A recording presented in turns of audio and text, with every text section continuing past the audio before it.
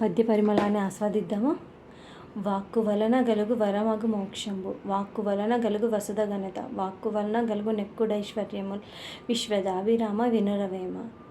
ఓ వేమా, వాక్కు వలన గలుగు వరమగు మోక్షంబు. దేవతలనైనా కానీ పొగుడుతూను మంచిగా అడిగితేనే కదా వరాలను ఇస్తారు, అలాగే మోక్షం కూడా ఇస్తారు. వాక్కు వలన కలుగు వసుధ ఘనత.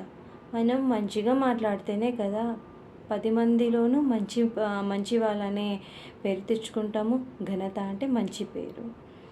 వాక్కు వలన కలుగు నెక్కుడైశ్వర్యము. మనం మంచిగా మాట్లాడితే వ్యాపారం చేసేవాళ్ళు మంచిగా మాట్లాడారనుకోండి, అక్కడికి కొంచెం దూరమైనా సరే అక్కడికే వెళ్ళి కొంటాము. అలాగే జాబ్ చేసే వాళ్ళు మంచిగా మాట్లాడుతున్నారనుకోండి, పై ఆఫీసర్ వాళ్ళు మంచిగా ప్రమోషన్స్ ఇస్తారు.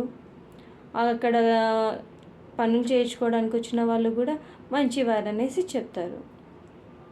ప్రమోషన్స్ వచ్చి వ్యాపారం బాగా జరిగి 10 మంది పొగుడుతూ ఉంటే ఐశ్వర్యం ఎంతసేపు అండి వచ్చి పడ్డానికి?